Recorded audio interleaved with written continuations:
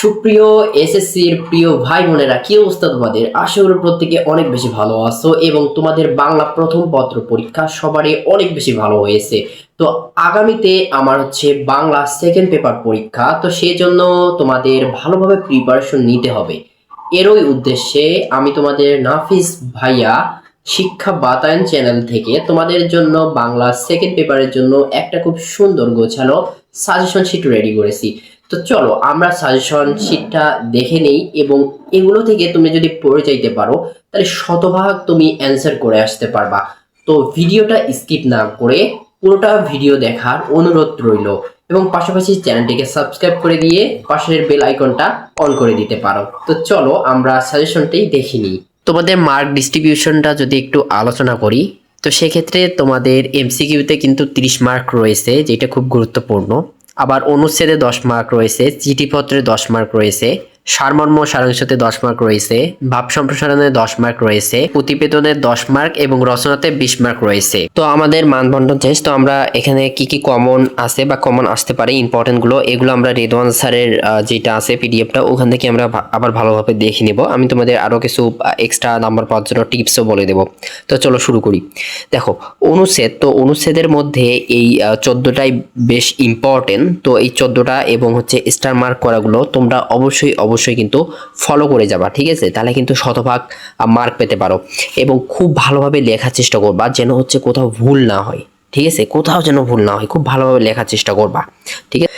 আবার দেখো পত্র এবং আবেদন পত্রের মধ্যে এখানে 7টা আছে, যেটা ব্যক্তিগত পত্র। তো এই 7টা পড়লেই তোমরা কিন্তু মোটামুটি কিন্তু খুব ভালো একটা মার্কস ক্যারি করতে পারবা, মানে এখান থেকে শতভাগ মার্কস কিন্তু তোমরা পেতে পারবা এই 7টা পড়লে, ঠিক আছে? পাশাপাশি কেউ যদি তোমরা আবেদনপত্র পড়তে চাও, সেক্ষেত্রে তোমরা এখানে আবেদনপত্রগুলো দেখে নিতে পারো। সেক্ষেত্রে তোমরা এখানেও কিন্তু একটা খুব ভালো মার্কস গেইন করতে পারবা যদি তুমি সঠিক স্টেপগুলো ফলো করো। আবার অনেকেই আছে যে সংবাদপত্র প্রকাশের জন্য এটা ইউজ করে থাকে, তো সেক্ষেত্রে কিন্তু সেও ভালো মার্কস পেতে পারবে যদি তার সব কিছু স্টেপ ভালো প্রপার থাকে এবং লেখা যদি ফ্রেশ থাকে, সেক্ষেত্রে কিন্তু সেও ভালো মার্কস পেতে পারবে। তো আমি অবশ্যই রিকমেন্ড করব তোমরা হচ্ছে যেইটা তোমাদের পছন্দের বা যেইটা তোমার হচ্ছে ভালো স্ট্রং জোন, সেইটা অবশ্যই তুমি আগে অ্যান্সার করার চেষ্টা করবা। সারাংশ এবং সারমর্মের মধ্যে তোমরা অবশ্যই সারাংশটাকে ফলো করতে পারো, কারণ সারাংশতে একটু লিখলে বেশি মার্কস পাওয়ার সম্ভাবনা থাকে। আবার অনেকে সারমর্ম দিতে পারে, সেটা তার ব্যক্তিগত। এটা দেখো এই সারাংশগুলোর মধ্যে এই 10টা আছে, 10টা কিন্তু খুবই ইম্পর্টেন্ট, ঠিক আছে? খুবই ইম্পর্টেন্ট, মানে তোমাকে পড়তেই হবে। বিশেষ করে স্টার মার্কগুলো অবশ্যই তোমাকে পড়তেই হবে, ঠিক আছে? অবশ্যই তোমাকে পড়তেই হবে। আবার দেখো সারমর্ম, এখানে সারমর্ম আছে টোটাল হচ্ছে 8টার মতো আছে, যেটার হচ্ছে স্টার মার্কগুলো আছে সেইটা অবশ্যই তোমরা কিন্তু খুবই ভালো করে কিন্তু পড়ে যাবা, ঠিক আছে? খুবই ভালো করে পড়ে যাবা, তাহলে তোমাদের কিন্তু একটা এখানে কিন্তু রাইটিংয়ে খুব ভালো মার্কস পাওয়ার কিন্তু সম্ভাবনা বেড়েই চলে, ঠিক আছে? ভাব সম্প্রসারণ, তো ভাব সম্প্রসারণের হয় কি, আমাদের হচ্ছে মনের ভাবটাকে প্রকাশ করতে হয়, একটু বেশি করে লিখতে হবে। সেক্ষেত্রে তোমাদের হচ্ছে 200 ওয়ার্ড বা তার বেশি তোমরা লিখলে একটা ভালো মার্কস কিন্তু এখান থেকে ক্যারি করতে পারবা, ঠিক আছে? যেহেতু এখানে 10 মার্ক খুবই ইম্পর্টেন্ট একটা মার্ক। সো তো আমি রিকমেন্ড করব অবশ্যই ভাব সম্প্রসারণটা তোমরা হচ্ছে প্যারা করে লিখবে, তারপরে দেখা যাবে যে তোমরা হচ্ছে একটা খুব ভালো মার্কস কিন্তু এখান থেকে কিন্তু গেইন করতে পারতেছো, ঠিক আছে? এই ভাব সম্প্রসারণের মধ্যে তোমরা হচ্ছে এই এই স্টার মার্কগুলো, তার পাশাপাশি এই যে এইটা পরিশ্রম সৌভাগ্যের প্রসূতি, এইটা কিন্তু পড়বাই মাস্ট। এইটা কিন্তু প্রত্যেক বছরেই রিপিটেড আকারে কিন্তু আমাদের সব বোর্ডে কিন্তু চলে আসে, ঠিক আছে? অবশ্যই খুব ভালোভাবে পড়বা। তো এখন দেখো প্রতিবেদন, তো প্রতিবেদনের ক্ষেত্রে তোমাকে লক্ষ্য রাখতে হবে এই প্রতিবেদন লেখার সময় তোমাকে খুব ভালোভাবে তোমার কিন্তু লেখাগুলো লিখতে হবে, প্যারা করে লিখতে হবে, কিংবা হচ্ছে তোমাকে সব স্টেপগুলো ফলো করতে হবে। বোর্ডে দেখা যায় কি যে তোমাদের হচ্ছে স্টেপের ওপর স্যাররা কিন্তু মার্ক দিয়ে থাকে, ঠিক আছে। তো স্টেপগুলো অবশ্যই তোমরা ভালো করে হচ্ছে নজর দেওয়ার চেষ্টা করবে। এছাড়া হচ্ছে এই যে এইটা যে 4 নম্বরটা আছে, এটা স্টার করা আছে, এটা কিন্তু প্রত্যেক বোর্ডে কিন্তু প্রত্যেক বছরে কিন্তু চলে আসতেছে।